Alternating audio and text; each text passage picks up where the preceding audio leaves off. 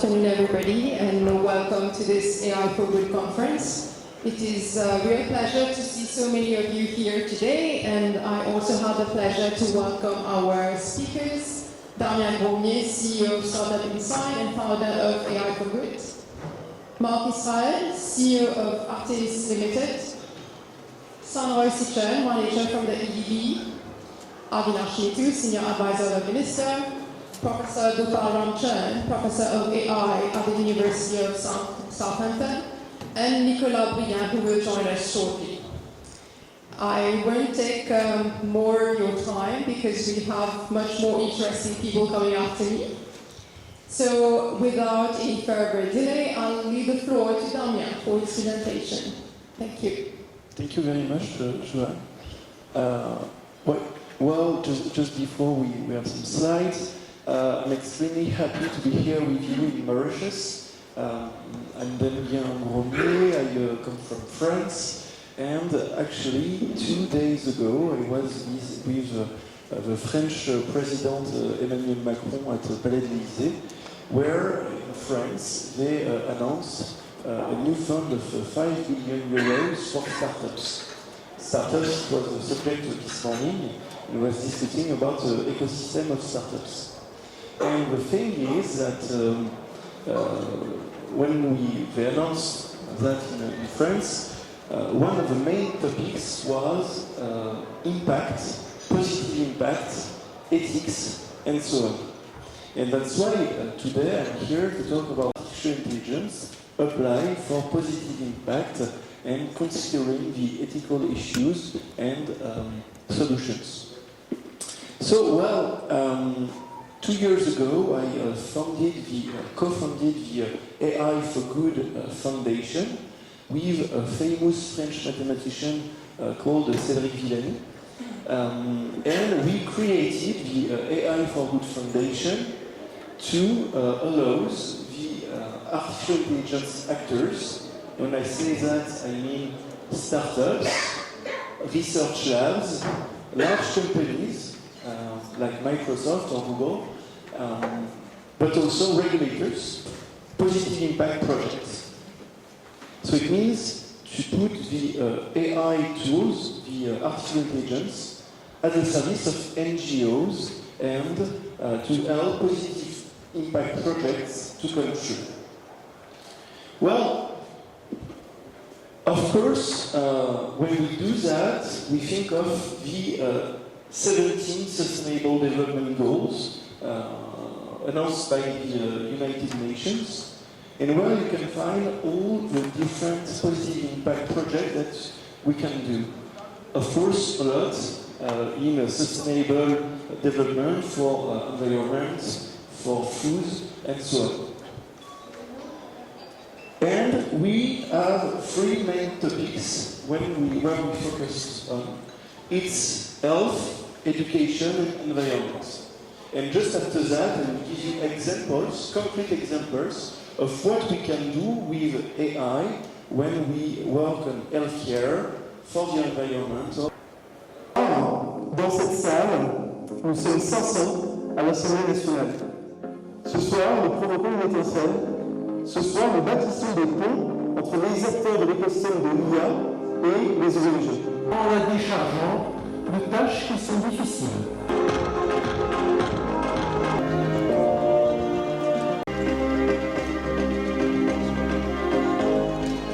Donc soyons créatifs et mettons l'IA au service. So, what we wanted to do is to list of NGOs such as La Croix-Rouge, Red Cross, in the healthcare, Green Cross and WWF, and in the education topics. And so artificial intelligence, it's about data and algorithms that help. And for instance, with the Red Cross, we help them to have a better way to try and clear issues to solve with tech people. And for instance, fire in forests, well, we use the data from drones, manage that. It's predictive for the fire and the rainforest, for instance. And maybe you have seen the news recently where the Amazonia went to help the firemen to manage that. It was one of the projects. Encourage people to give their blood, you know, and with the predictive algorithms, they can help to get the blood to be more precise. Actually, the fact is sometimes they don't have blood, they don't have enough application. They can ask to the blood donor a way to help people. And we work like that with UNICEF and so on. And the last example, for instance, in the gender equality with Jamais sans elle, we created an algorithm to help organizers of conferences to find women speakers on many subjects. And that's a true subject because we create algorithms to help in the cleaning of the beach and the oceans. So in all these cases, what we want to do is to be very concrete with the use cases. And so finally, we have, for all the cases, we can go deeper, but I think it can be used for good. It's in healthcare. You can, for instance, predict. So in healthcare, in environment, in education, we will use AI to help people to change their life. Thank you. Thank you very much, Damien. So I'm Gopal Ramcharan and I'm a Professor of AI at the University of Southampton. I'm very grateful to the NCB for inviting me today to give this talk. I gave a talk yesterday at the careers event, and that was quite interesting to experience, you know, what young Mauritians are thinking about in terms of AI, with their understanding of the topic. And I hope we are making a good step towards the subject. So I'll take this opportunity to actually go into a bit of detail about what AI is about. So I will also talk about using AI to solve the right problems. But given that Damien has already talked about a bit of the applications that we like to solve with AI, I'm going to go into some depth as to how we do it, what sorts of techniques we might use, very quickly, and then move on to some big challenges. And probably my talk will raise more questions than it answers. Okay? So I'll try to do that now. So my basic definition of AI is making machines work, think, decide like humans, right? Solve reasoning problems, solve optimization problems, and that can be done both in software and in hardware. Nation is a bit more complex. It looks at AI that is distributed across lots of machines, for example, autonomous cars, and looking at coordinating them to work efficiently together.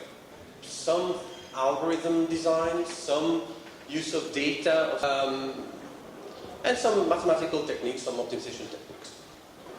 Or words like deep learning, which are still buzzwords for many of us.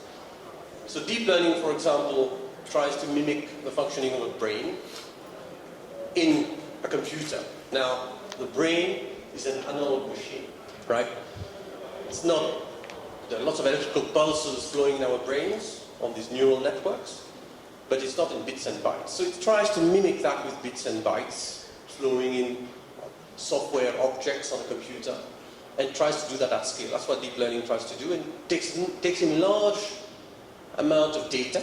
I've called it in the past computational sustainability, whereby you're using computers and data to solve issues of sustainability in the real world, elephant or rhinoceros. One application of AI for social good that has now grown to be a big theme, and this is now deployed in potentially over 100 natural reserves around the world.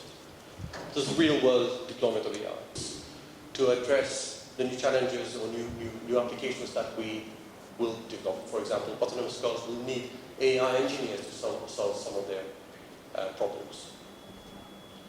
With blockchain, you expect financial transactions to be faster, getting your insurance premium, paying for your goods at the, or coffee at the shop will not require you to have any cash or any card to generate energy for a particular community somewhere in rural Africa or even in Mauritius. And because we are being influenced by all these influencers on Instagram, on YouTube, and in the political world, our societal rules will also be influenced by these. Political power will be wielded by potentially Russian hackers in the case of the US elections on the Today program. He only handpicks his questions on his Facebook live streamed interview. Right? He picks the questions he wants to answer. And therefore he influences the public's opinion based on what he thinks you should think about. And AI and robotics will and already is starting to permeate every part of our life. If you use Siri, if you use Google, understand what it does, how it works, but you need just know what it does for you. But how do we prepare for such a future, which is quite scary when you think about it, where we will be influenced by so many other people around the world instantaneously, where things will be fully automated. It's quite a crazy, scary world. And I think we can solve some of these problems with the design of better AI. And what I mean by better AI is AI that works for the social good, address. What we have here in terms of culture, in terms of societal rules, etc., beliefs, to make sure that we have a peaceful and efficient society. So in order to understand first what we can do, how we can do it, let me explain very quickly what kind of problems AI can solve. So typically, the simplest problem we can think of is a typical statistics problem. You know what's happened for the last 2 years and you want to predict for the next 12 months. You have little peaks here. Anyone knows what these peaks would stand for? These small peaks in your energy consumption? 5 minutes, cools down your fridge, and then goes to sleep. So you can detect a fridge fairly easily, right, from this sort of signal. And you can detect when a fridge is failing, because this line might become just flat over at night, right? So this is at night, when no one is opening the fridge. If no one is opening the fridge and the energy consumption is flatlining, that means that your compressor or the door of the fridge is open, or the compressor is short, or some dishwashers, etc. You use it on your camera when you're taking a picture. It recognizes your face, zooms in on your face, focuses on your face, right? But extracting meaning from pictures is a bit more difficult. How do you distinguish between a cat, a dog, and a duck in a picture like this? Talk to your Siri app, but it can't understand your keywords and try and pick something from the web and answer you. Who is more precise? Rambo shooting at random? A crowd of Vietnamese? Or a remotely piloted aircraft, which has laser-guided navigation, laser-guided sort of shooting abilities? Humans or machines? I'm sure you can figure that one out for yourself. Influenced by a number of factors, number of cultural, political factors. Machines, for example, as Asimov tried to design the 3 laws of robotics to avoid humans being harmed by robots. And by doing so, ensuring that robots will never harm humans for whatever stupid reason. But you can't design rules for these guys. They don't play by the rules. And some would say, okay, we can build perfect AI if we have really good data. It's the data stupid. That's how we build the electronics you build. That the data storage facilities that you have are scalable, that the streaming data can be done over reliable comms, etc., etc. So there are lots of challenges. Fortunately, the machine didn't detect her face. The algorithm she was using had not been trained on black people's faces. So they could not detect her face at all. So she would go and buy a camera and not detect her face, right? So not recognize her face because too dark. People think, oh, there's algorithmic bias. Actually, the data is biased. And similarly for this Twitter account run by Microsoft, I think, which was trolled because, so this Twitter bot, so it's an automated Twitter agent that's sort of learning from everyone's tweet to tweet something. Unfortunately, people quickly realized that. So it's a big question to answer. Do we have, if we're going to build good AI and data that results in good outcomes for us? But first things first. I talked about data, and generating data is all about digitalization. You will hear this term on and on from now on. It's a big word now that people are talking about. Digitalization means data from everywhere around us, from everything, every industry that's, or maritime economy, marine economy. So let's build AI that's better than imperfect humans. Tend to perform very differently at different times of the day, different days of the week, different months of the year, different years in their life. For example, if you really want to take on that challenge of losing 10 kilos, do it before you turn 40. Because it's been shown that when people go from 39 or 29 to 30 or 39 to 40 or 49 to 50, they have the highest level of motivation just because of that number of years that they change. The other book is about invisible women. Thank you very much, Gopal. I will now open to the floor for questions, if you have questions. Enjoyed the presentation, but I was just a little bit curious, a little bit surprised even, that you didn't talk about privacy.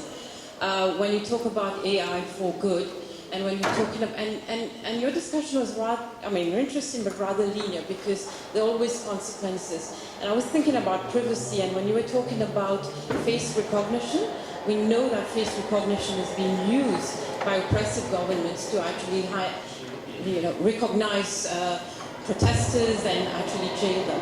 So I'm just wondering, how do you deal with the idea of privacy as you, because you mentioned it's about the data, and the more you plow into data, the more you get into the issue of privacy, and the more you start to get people to talk about their data. So that's one element that I wanted to discuss. The second element, I think, is that I think there's always cost to humanity.